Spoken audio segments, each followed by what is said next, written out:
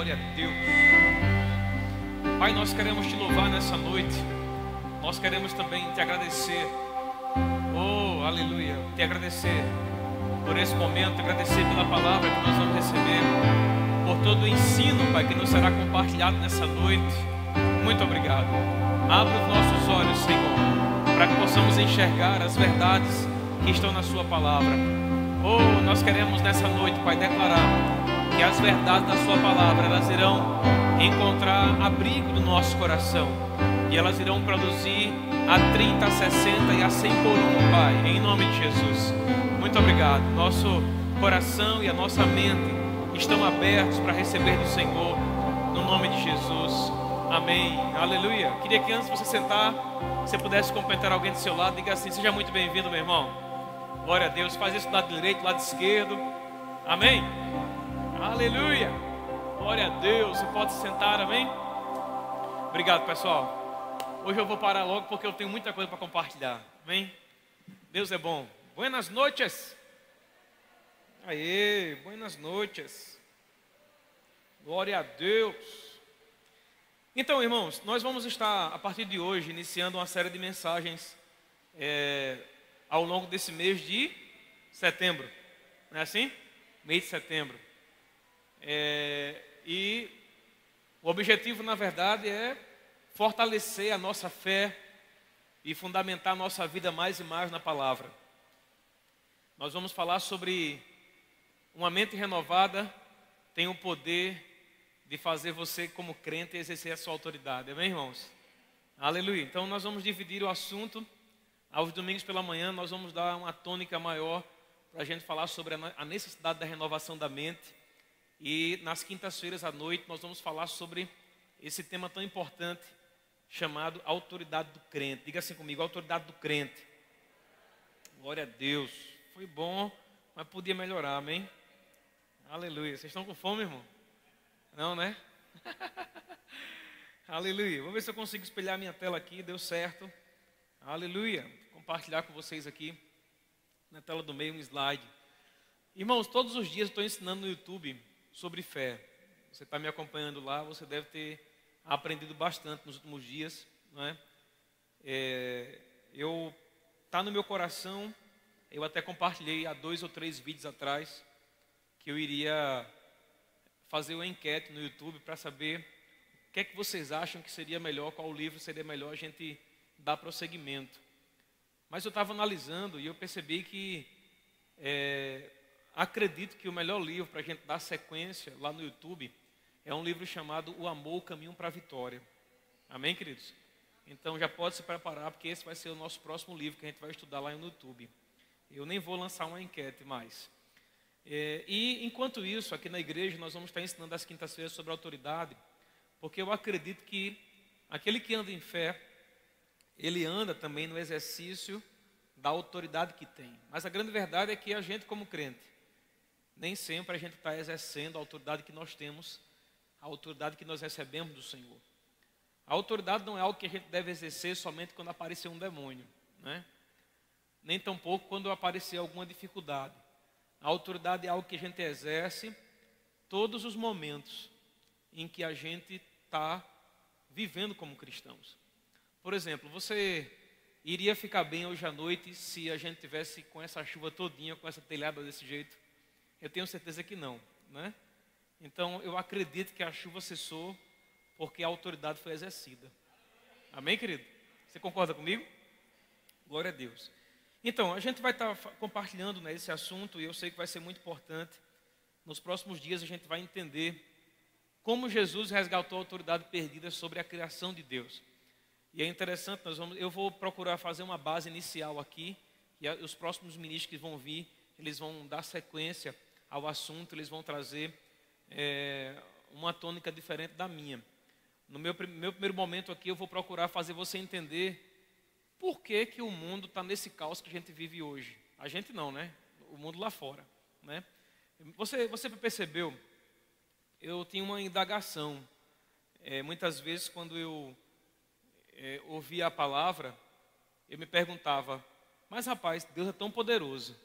Por que é que Deus não resolve logo a situação da terra?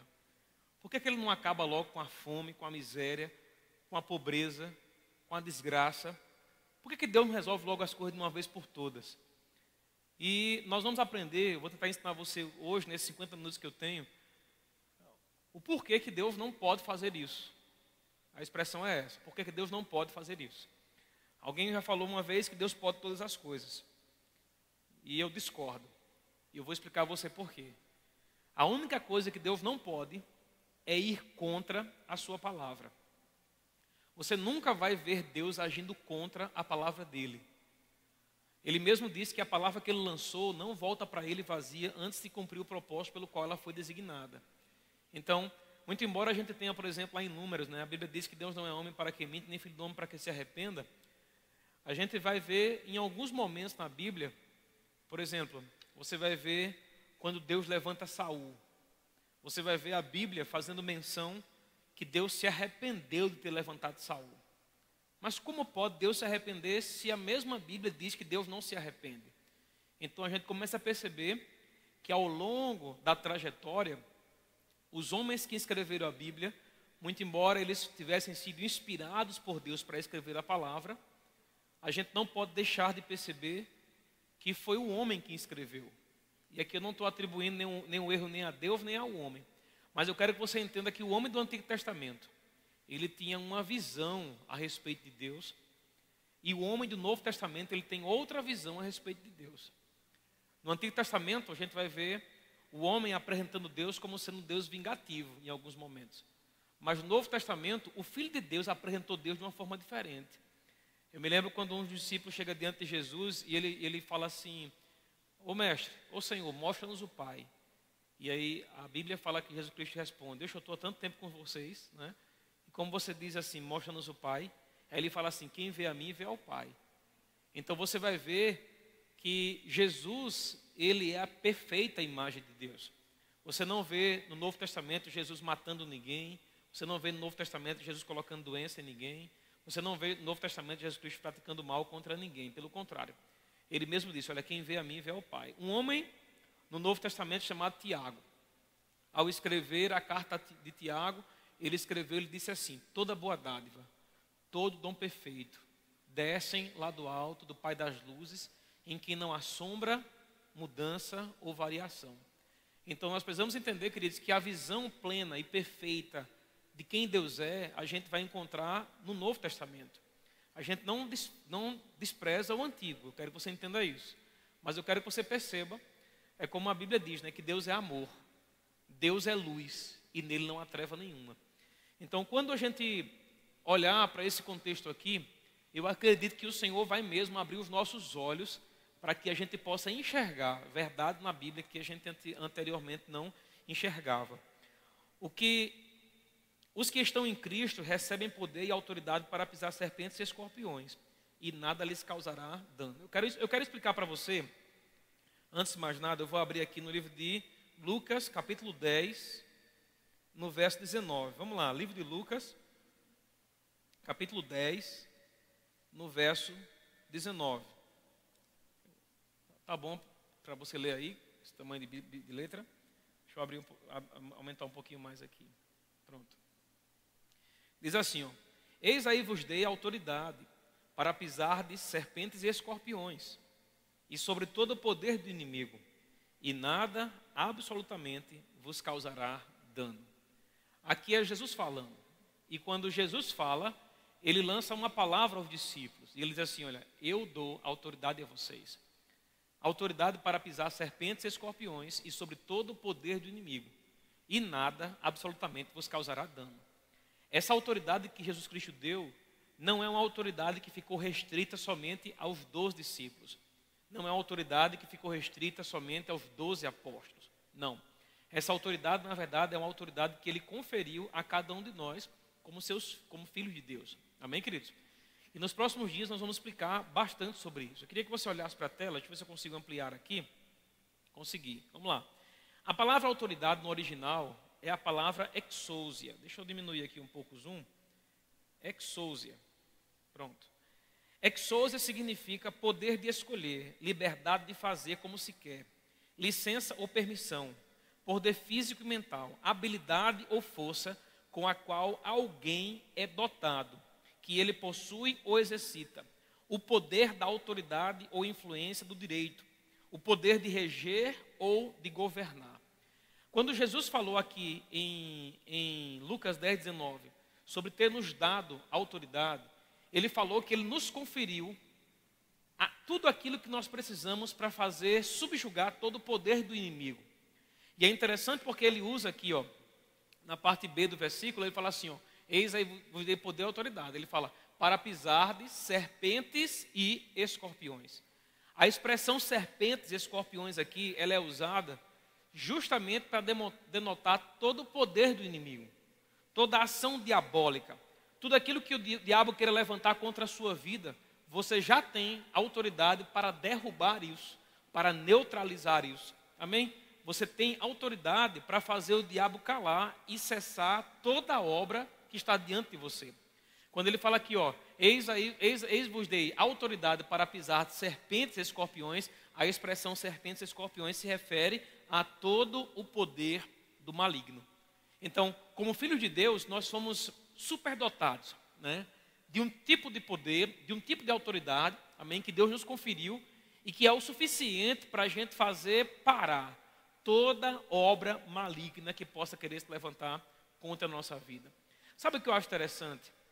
Eu falei esses dias e que eu estava lá no meu quarto dormindo e eu acordei com um barulho. E eu tive um sonho de ontem para hoje. Eu ia ministrar sobre isso hoje. Eu tive um sonho de ontem para hoje. Eu não sou de lembrar de sonho. E o sonho que eu tive foi que eu entrava em um determinado lugar. E quando eu entrava naquele determinado lugar, uma pessoa me pegava por trás e ela colocava uma faca no meu pescoço. E quando ela colocava a faca no meu pescoço, havia algo na minha mão, eu não me lembro o que era. E naquela hora que aquela pessoa colocava aquela faca no meu pescoço, eu fazia esse gesto. E na hora, enquanto eu fazia o gesto, algo que estava na minha mão afastou a pessoa. Mas na mesma hora eu comecei a falar. E eu dizia assim, eu te repreendo em nome de Jesus, eu anulo o seu poder em nome de Jesus. E aquela força que estava ali, ela sumiu, aquela pessoa sumiu e eu acordei. Isso é verdade. E na hora que eu acordei, eu continuei falando aquelas palavras. E na minha oração, agora na madrugada, eu comecei a dizer, eu comecei a declarar e a ordenar. Diabo, em nome de Jesus, eu ordeno agora que você cesse agora todo o seu poder sobre a minha vida, sobre a minha casa, sobre a minha família, sobre a minha igreja e tudo aquilo que você tem liberado para nos destruir. Eu ordeno agora que você pare. Então eu já estava acordado quando eu estava confessando essas palavras. E queridos, quantas vezes a gente percebe que tem coisas que estão se levantando contra a gente que não são coisas naturais? Não é verdade? Quantas coisas se levantam contra a gente que a gente sabe que não é natural? A gente sabe que tem algo espiritual por trás. E queridos, a gente não pode esperar que essas coisas nos derrubem. A gente tem que se levantar com a autoridade que Deus nos deu para paralisar essas forças. O mundo espiritual é real. A gente não pode viver uma vida desligado e pensando que o mundo espiritual não é real. O mundo espiritual é real. Agora, ao longo dos próximos dias, nós vamos mostrar a você que toda guerra espiritual, ela já foi vencida. A Bíblia diz que Jesus Cristo colocou o diabo debaixo dos pés dele. Agora eu quero lembrar a você que você está com Jesus, então o diabo também está debaixo dos seus pés. Agora, como você vai fazer para viver isso naturalmente falando, nessa terra? Você vai usar a autoridade que você tem. Então olha para o versículo aí. Ele diz assim, eis aí vos dei autoridade para pisar de serpentes e escorpiões e sobre todo o poder do inimigo, e nada absolutamente vos causará dano. Amém, querido? Então ficou claro aí com relação a esse ponto, né? Nada tem o poder de causar dano a você. Agora, eu quero que você perceba algo aqui. Quando a Bíblia fala sobre autoridade é poder delegado, é poder conferido a alguém. Quando ele mostra aqui, por exemplo, eis aí vos dei autoridade para pisar serpentes e escorpiões, quem está falando aqui é o próprio Jesus.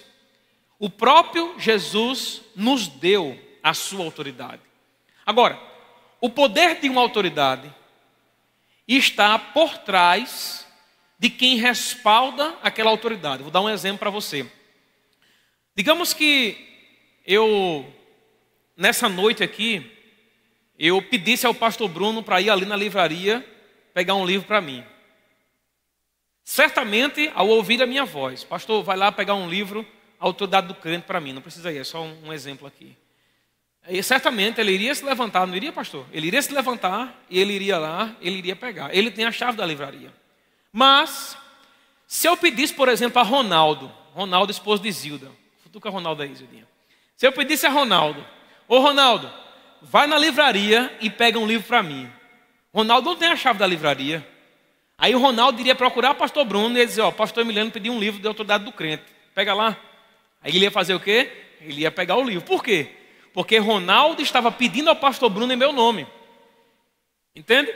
Então, a autoridade, irmão, o poder de uma autoridade, ele é respaldado por quem está atrás dessa autoridade. O poder da autoridade que nós temos, ele é respaldado porque tem quem está atrás. E quem é que está atrás desse poder? Diga assim, Deus. Deus. Então, quando Jesus fala assim, eis aí vos dei autoridade, aqui Jesus é um representante direto do próprio Deus. A autoridade que nós temos é uma autoridade que vem do próprio Deus. Então, no momento que você estiver orando por algo, determinando algo, usando a sua fé para algo, eu quero que você entenda que é a autoridade que o próprio Deus lhe conferiu para você ordenar e orar por essas coisas e elas vão acontecer. Então, quando ele fala, eis aí vos dei autoridade para pisar serpentes e escorpiões e sobre todo o poder do inimigo e nada absolutamente vos causará dano, de fato, o que ele está querendo mencionar aqui é que essa autoridade que nós temos, ela é respaldada pelo próprio Jesus. Então, vamos voltar para cá. Um ponto importante aqui, para a gente perceber aqui, para eu já ir entrando nesse assunto, tá? A vida, ela não passou a existir no momento que Deus criou a terra. Vida já existe desde a eternidade. Seres espirituais já existem desde a eternidade. Eu quero compartilhar com você algo aqui de um anjo, na verdade, que está por trás de toda a bagunça que nós vemos na terra hoje.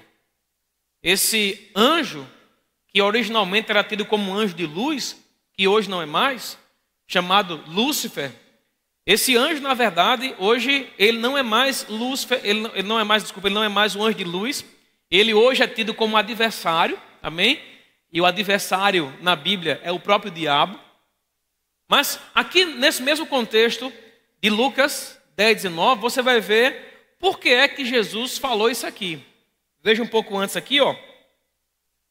Versículo 17, ele diz assim, ó. Então regressaram os 70, possuídos de alegria, dizendo, Senhor, os próprios demônios se nos submetem pelo teu nome. Veja, os discípulos voltaram, possuídos de alegria, e eles disseram assim, Jesus, os demônios tudinho se submetem no teu nome. Agora veja qual é a resposta que Jesus fala. Ele diz assim, ó, mas ele lhe disse, eu via Satanás caindo do céu como um relâmpago. Preste atenção aqui nesse versículo 18 aqui, ó. Mas ele lhe disse, eu via Satanás caindo do céu como um relâmpago. Então isso quer dizer que Satanás originalmente estava no céu.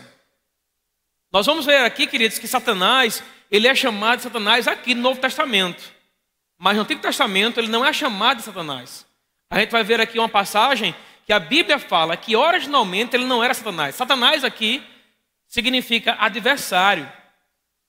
Aleluia. Olha aqui, ó. Satanás, no original, tem a sua origem aramaica e significa adversário. Hoje, nós temos o conhecimento pleno para informar a vocês que o diabo hoje ele não é mais escondido, ele não é mais mascarado, ele está exposto. E o diabo é seu adversário, o diabo é o seu inimigo.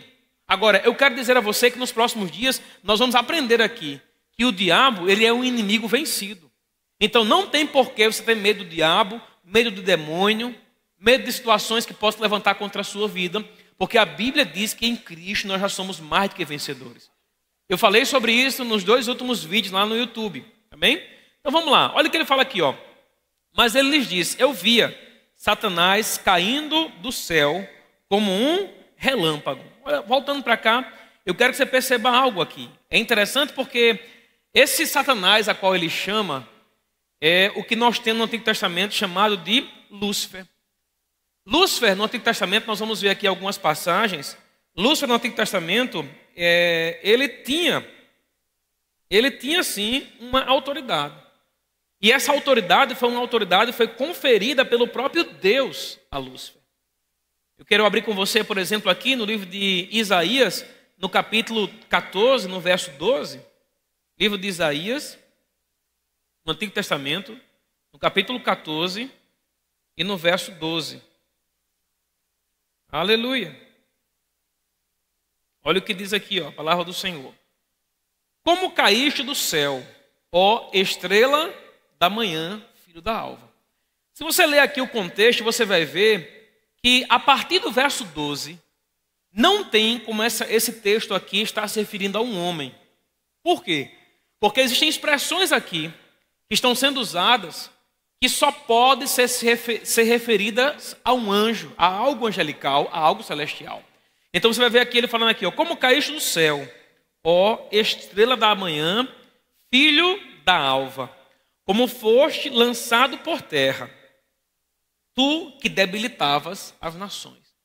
Você percebe aqui no verso 12 que há uma conexão com aquilo que Jesus falou lá em Lucas capítulo 10, no verso 17.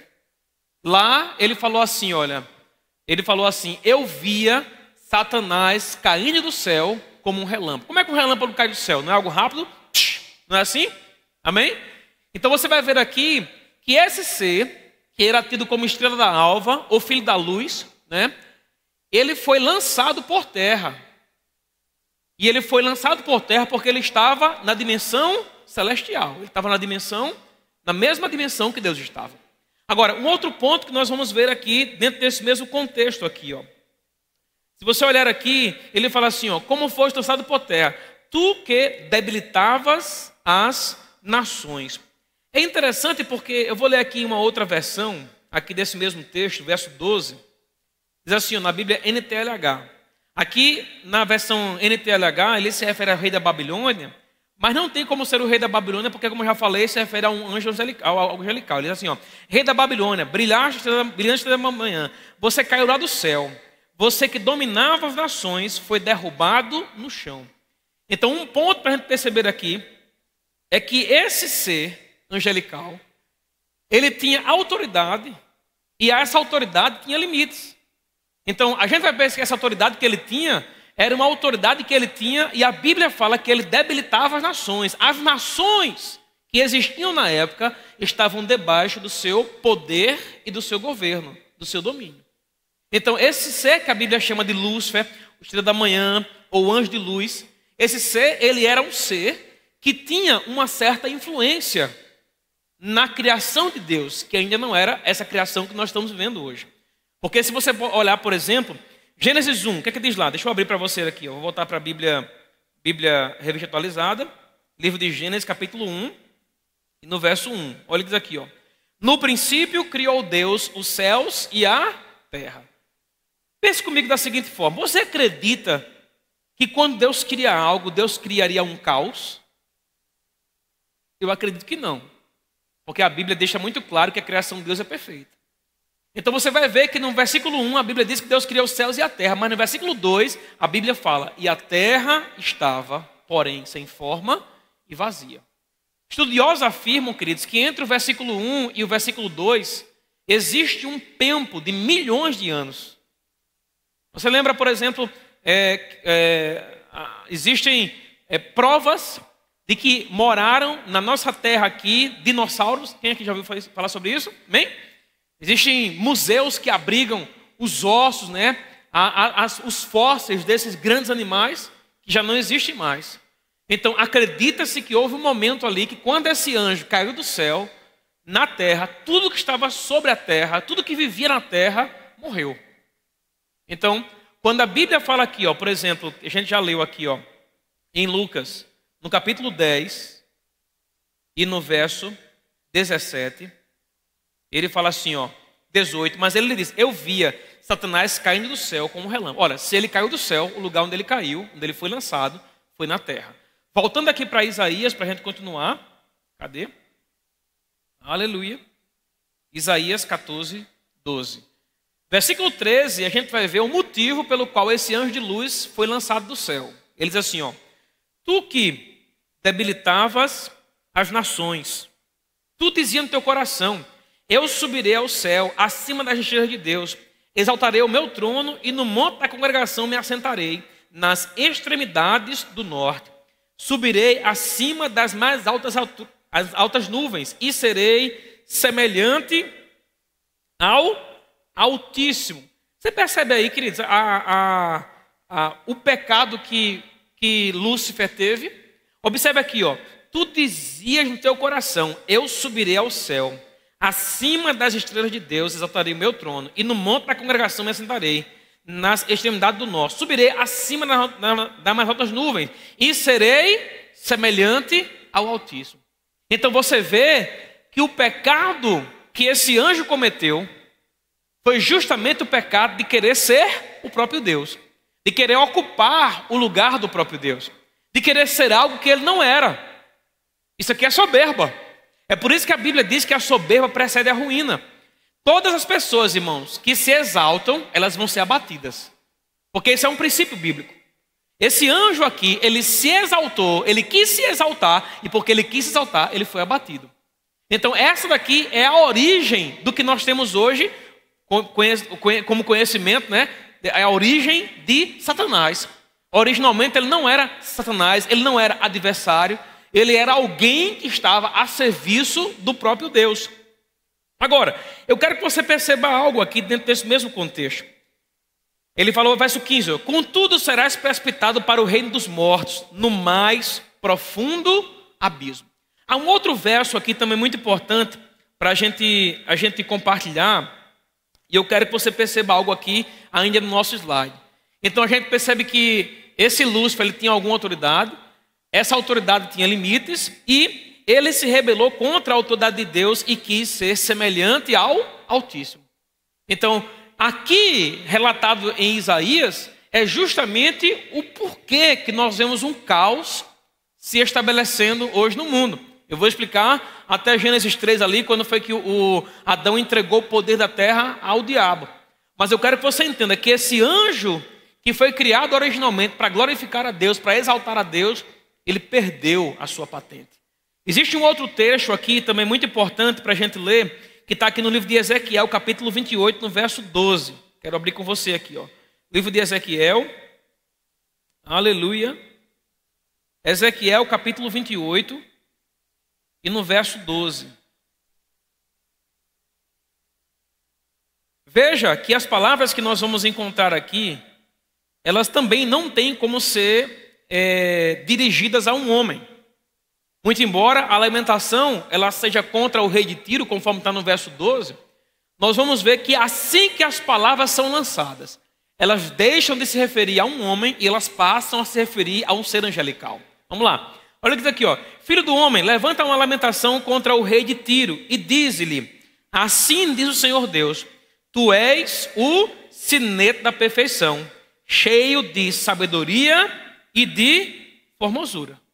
Então, um ponto para a gente perceber aqui é que esse ser angelical, originalmente, ele era perfeito e belo. Por que eu posso dizer a você que esse texto aqui de Ezequiel se refere a Lúcifer? O que hoje nós conhecemos como Satanás. Nós vamos perceber aqui, vamos lá. Diz assim, ó. Assim diz o Senhor Deus, tu és o sinete da perfeição, cheio de sabedoria e de formosura. Veja o que ele fala aqui, ó. Estavas no Éden. Então, se fosse Tiro, não tem como esse homem aqui estar no Éden, porque o único homem que esteve no Éden foi Adão. Então, por analogia, a gente começa a perceber aqui que Ezequiel 28 não pode estar falando sobre um homem natural. Ele tem que estar falando sobre algo que é mais do que natural. Então, observe aqui, ó. Estava no Éden, jardim de Deus, de todas as pedras preciosas te cobria. Então, aqui em Ezequiel 28, a gente vai ter uma imagem, uma noção de como Satanás era antes da queda.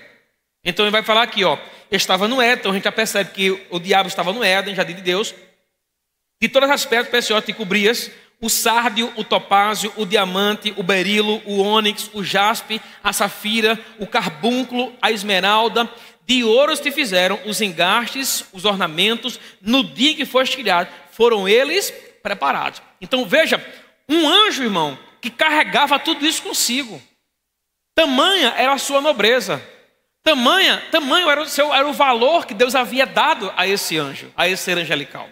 Aí ele continua aqui, ó, versículo 14. Aqui no verso 14 nós temos mais uma expressão que é usada também para esse ser angelical. Olha o que diz aqui, ó, tu eras querubim da guarda ungido. Então o diabo, que nós conhecemos hoje como diabo, originalmente ele não era diabo, ele era um querubim da guarda. Então veja que esse anjo aqui, ele era um anjo dotado de muito poder, de muita influência.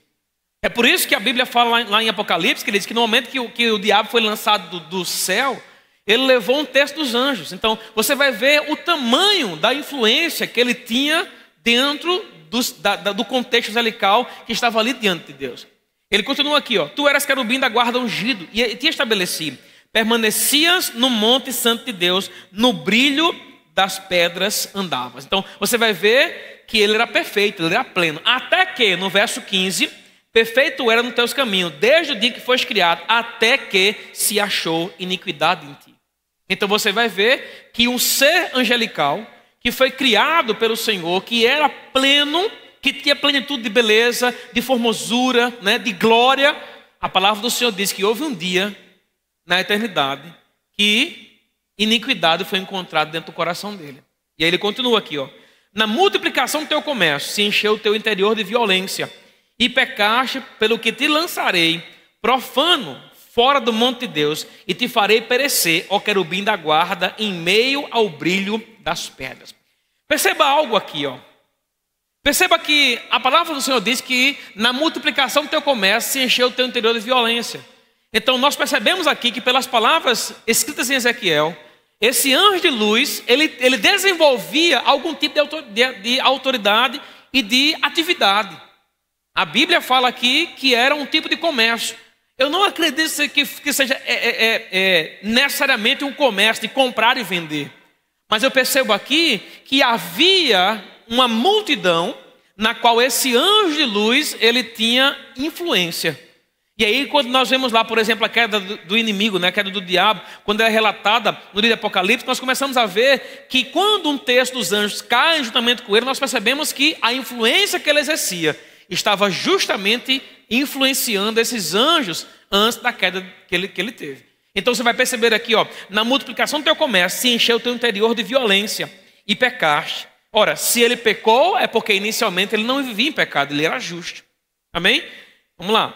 Pelo que te lançarei profano, fora do monte de Deus, te farei perecer, ó querubim da guarda, em meio às pedras, ao brilho das pedras.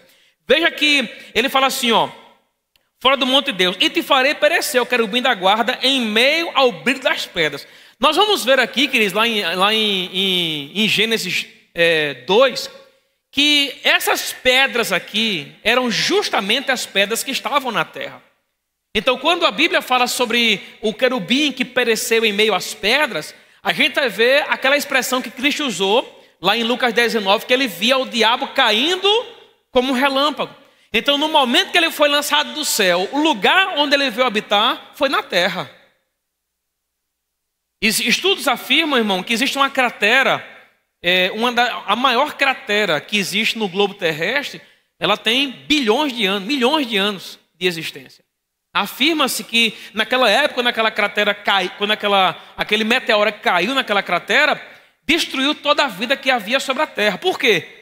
Porque a destruição que causou fez com que tudo que havia sobre a terra fosse plenamente, completamente destruído. E aí a gente vai perceber aqui, ó, versículo 17. Elevou-se teu coração por causa da tua formosura, corrompeste tua sabedoria por causa do teu resplendor, lancei-te por terra, veja aí, lancei-te por terra, diante dos reis te pus, para que te contemplem. Pela multidão das tuas iniquidades, pela injustiça do teu comércio, profanar os teus santuários. Eu, pois, fiz sair do meio de ti um fogo, que te consumiu e te reduzia a cinza sobre a terra, aos olhos de todos os que te contemplam. Então você vai ver aqui que aquela ação de Deus de expulsar esse ser angelical aqui do céu foi feita à vista de todos os seres angelicais. Eu quero que você entenda isso aqui para que a gente possa entender o porquê é que a terra que nós vivemos hoje está um caos. Não está um caos por causa disso aqui não. A gente vai ver, vou ensinar você agora. Essa primeira parte aqui é justamente para eu embasar você e explicar a você por que é que o homem perdeu o domínio da terra. Por que é que a terra hoje que nós vemos lá fora está um caos? Por que é que existe pecado? Por que é que existe pobreza? Por que existe morte? Por que existe doença? Amém? Vamos agora para o livro de Gênesis. Antes eu vou abrir aqui só o slide aqui para te mostrar. Então, a gente sabia que ele era perfeito e belíssimo, tinha comunhão com Deus, desenvolvia algum tipo de governo, comércio e influência sobre o mundo criado por Deus. Então, esse era o contexto original desse ser angelical. Agora, vamos lá. Precisamos entender o princípio de tudo. E, pastor, qual é o princípio de tudo? Vou lhe explicar agora. A condição original do homem. Eu quero abrir com você aqui em Gênesis capítulo 1, no verso 26. Quem já fez o rema sabe perfeitamente do que eu estou falando, né? Mas eu acredito que essa revisão aqui vai valer muito a pena a gente meditar. E quem não fez, vai ter uma aula de graça, aí, uma aula grátis. Aleluia. Abriu aí em Gênesis 1, 26? Olha o que diz aqui, ó. Também disse Deus: façamos o homem. Não é assim que está? Façamos o homem a nossa imagem, conforme a nossa semelhança. Tenha ele o quê? Diga assim, domínio. Domínio. Domínio sobre os peixes do mar, sobre as aves dos céus, sobre os animais domésticos, sobre toda a terra e sobre todos os répteis que rastejam pela terra. Então, olha para a tela. Você vai ver aqui, queridos, que no momento que Deus cria o homem, Deus confere ao homem domínio. Sobre o quê? Sobre toda a terra, sobre toda a criação. Deus coloca na mão do homem o poder de reger e de governar. A palavra domínio aqui, eu queria que você olhasse para a tela.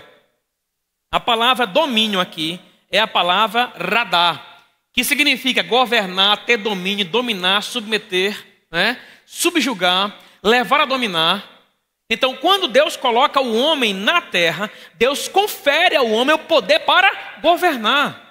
Então, toda a criação de Deus foi dada ao homem e Deus confere ao homem poder para governar. Até então, a gente não ouve nada falar sobre esse ser angelical, sobre Lúcifer, nem sobre o diabo aqui em Gênesis 1, nem em Gênesis 2. Então, vamos lá. Aí ele fala aqui, ó. Ele fala assim, ó. Domínio sobre o peixe do mar, sobre as aves dos céus, sobre todos os animais domésticos, sobre toda a terra e sobre todos os répteis que rastejam pela terra. Veja que a autoridade que Deus conferiu ao homem não foi uma autoridade somente sobre animais, sobre plantas. Eu coloquei aqui nessa cor aqui, ó. A Bíblia fala que a autoridade que Deus conferiu ao homem foi sobre toda a terra. Então, o homem passou a ter o governo da terra. Vamos lá. Versículo 27, criou Deus, pois o homem à sua imagem, a imagem de Deus criou, homem e mulher e criou. Aí, verso 28 diz assim, ó. E Deus os abençoou e disse, qual foi a bênção que Deus determinou para o homem? Sede fecundos, multiplicai-vos, enchei a terra e sujeitai. Olha uma palavra nova aí, sujeitai. A palavra sujeitar, no original, é a palavra kabash. Kabash significa subjugar, dominar, forçar, manter dominado e aprisionar. Então, a terra era como esse copo aqui, que não somente está nas minhas mãos, como também está aprisionado pelas minhas mãos. O governo da terra estava aprisionado nas mãos do homem. O homem era detentor do governo da terra. Eu posso afirmar aqui, de acordo com Gênesis capítulo 1 e verso 28, que Adão, ele era o Deus, com D minúsculo, dessa terra. Por quê? Porque ele tinha o poder de governar e subjugar. Esse copo aqui, ele vai fazer o que eu quero, inclusive me dá água. Amém, irmão? Aleluia! Agora, concorde algo comigo aqui.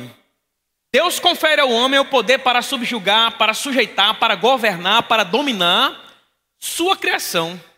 Era como que a terra, ela estava de fato nas mãos do homem. O homem era o seu dominador, o seu governador, né? O seu regente. Então, eu quero que você entenda algo aqui. Vamos lá.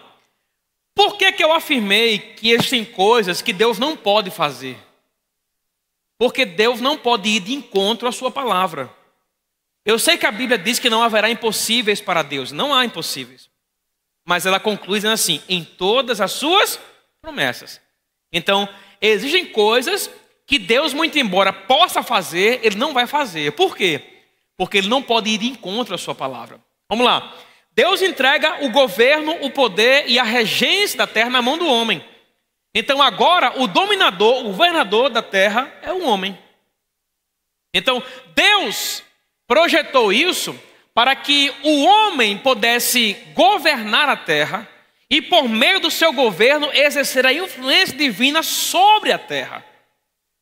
Então, originalmente, irmão, quando Deus cria a terra, coloca o homem para que o homem multiplicasse seus filhos, multiplicasse sua descendência e de forma plena o homem pudesse governar por meio da influência divina sobre a terra. Então, o homem foi criado à imagem de Deus, o homem foi criado em verdadeira justiça e retidão, o homem era pleno, o homem era perfeito, até que, da mesma forma que ele ser angelical, um dia se achou iniquidade nele. Houve um dia que o homem peca, e porque o homem peca, se achou iniquidade no homem. E aqui é onde nós vamos ver em Gênesis 3. Quero abrir com você. Vire 2 páginas aí. Gênesis 3, 1.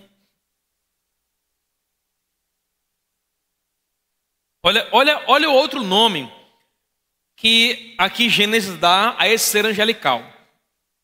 Que agora não se apresenta mais como um anjo de luz, como Lúcifer, não. Aqui, segundo Gênesis 3, esse ser angelical se apresenta como a serpente. Em Apocalipse, há menção, mais uma vez, sobre a serpente aqui. Não é? Então vamos lá, ele fala assim, ó, mas a serpente, mais sagaz que todos os animais selvagens que o Senhor Deus tinha feito, disse à mulher, é assim que Deus disse, não comereis toda a árvore do jardim? É interessante aqui, porque não foi isso que Deus falou. Deixa eu voltar aqui. Aleluia. Olha o que ele falou aqui, ó. Cadê? Aqui, ó. Gênesis 2, 16, ele diz assim, ó. E o Senhor Deus lhe deu essa ordem, de toda a árvore do jardim comerás livremente, mas da árvore do conhecimento do bem e do mal não comerás. Aqui é Deus falando com Adão. Porque no dia em que dela comer, certamente morrerás. Por que é que Deus coloca uma árvore no meio do jardim e proíbe o homem de comer? Aquela árvore, na verdade, ela simboliza, na verdade, a liberdade que o homem teria diante de Deus de escolher. Deus, ao colocar o homem sobre a terra, Deus não criou um fantoche, não é? Deus não criou uma marionete. Deus não criou um homem para ser obrigatoriamente governado por ele. A árvore aqui, que foi colocada do conhecimento do bem e do mal, foi justamente, irmão, a oportunidade que Deus dá ao homem era como se assim, olha, do outro lado tinha a árvore da vida e de um lado tinha a árvore do conhecimento do bem e do mal. A árvore da vida simboliza Jesus e a árvore do conhecimento do mal simboliza tudo aquilo que é desgraça.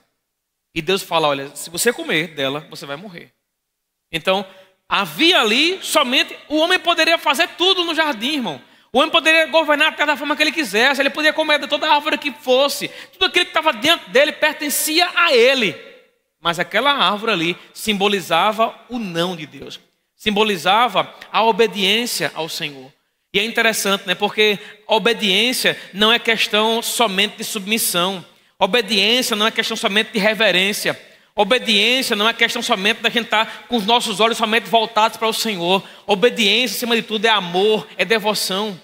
Deus projeta, irmão, o Éden para que o homem fosse devoto dele, para que o homem fosse servisse a ele com interesse de coração, mas sempre tivesse a oportunidade de escolha.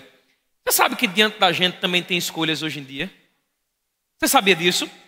Da mesma forma que Adão tinha escolha, como crentes, irmão, como filhos de Deus, nós também temos escolhas. Todos os dias é colocado diante de você a bênção e a maldição.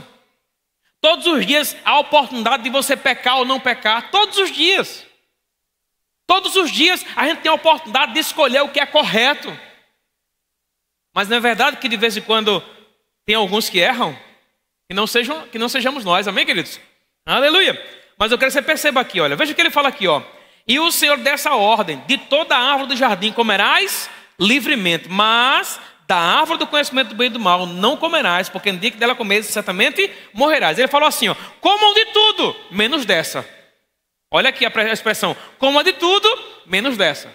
Agora, já em Gênesis 3, olha como o diabo traz a dúvida para a mulher. Ele fala assim, ó, Finalzinho do versículo assim. É assim que Deus disse: não comereis da árvore do jardim. Olha a deturpação aqui. Ele fala assim, ó. É verdade que Deus falou para vocês não comerem nada?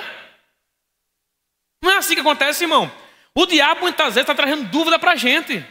Sabe que o pecado original aqui nem foi o comer da árvore. O pecado original da desobediência foi descreditar a palavra de Deus. Desacreditar naquilo que Deus havia falado. Deixar de ter fé. É por isso que a Bíblia diz que tudo aquilo que não provém de fé é o quê? Pecado. Não é verdade? Alguém está andando fora da fé? Se estiver andando, está em pecado, amém? Aleluia. Olha o que diz aqui, ó. Deus é bom. Ele diz assim, ó. Respondeu-lhe a mulher: do fruto das árvores do jardim podemos comer, mas do fruto da árvore que está no meio do jardim, disse Deus, dele não comereis, nem tocareis. Deus disse que não era para tocar? Não. Deus só disse que não era para comer, não foi? Veja aí, queridos, que a informação não foi passada para a mulher da forma correta. Amém? Glória a Deus. Ele fala assim, ó. Então a serpente disse à mulher: é certo que não morrereis. Veja aí, irmão. Dúvida sendo lançada no coração da mulher. É certo que não morrereis. É certo que não morrereis.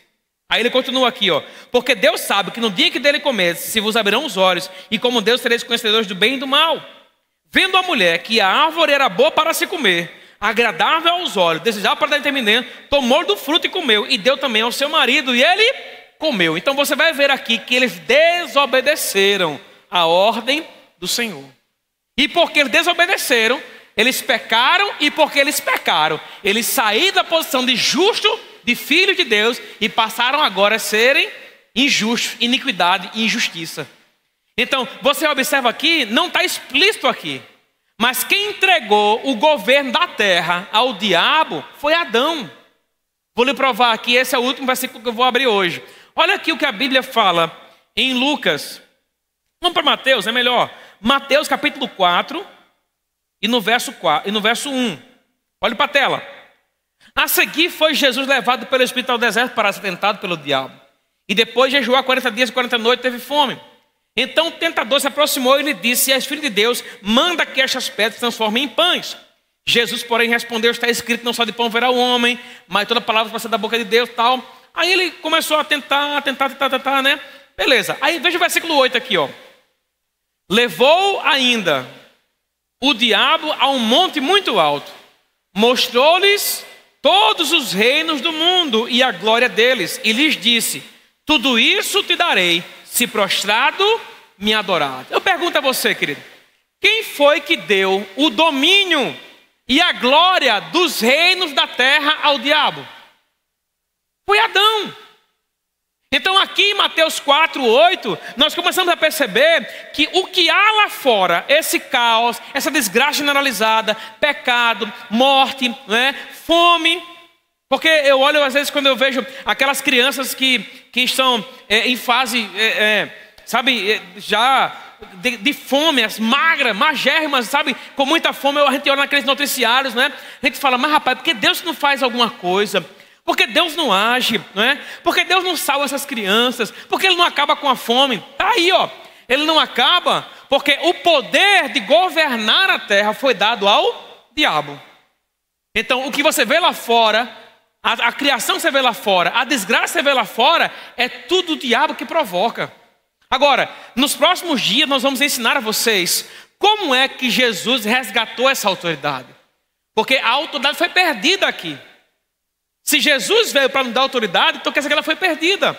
A Bíblia diz que o mundo lá fora jaz no maligno.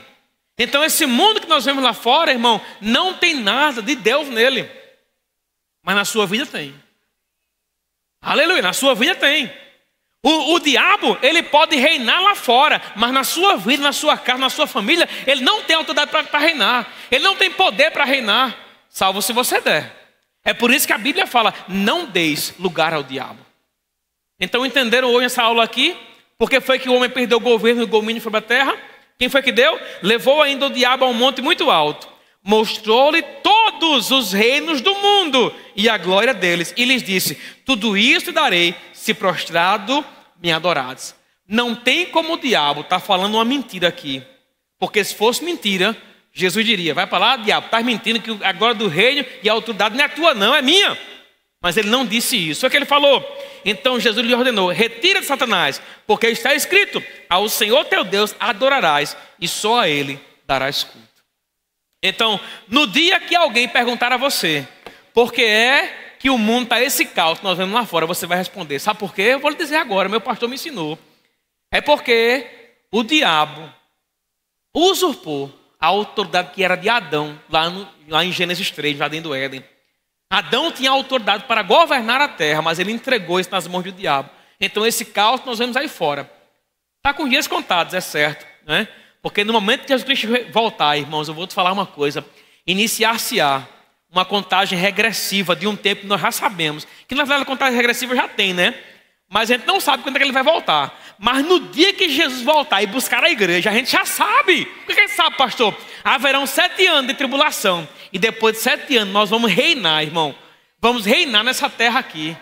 Aleluia. Não haverá fome, não haverá dor, não haverá doença, não haverá desgraça, não haverá miséria, nada.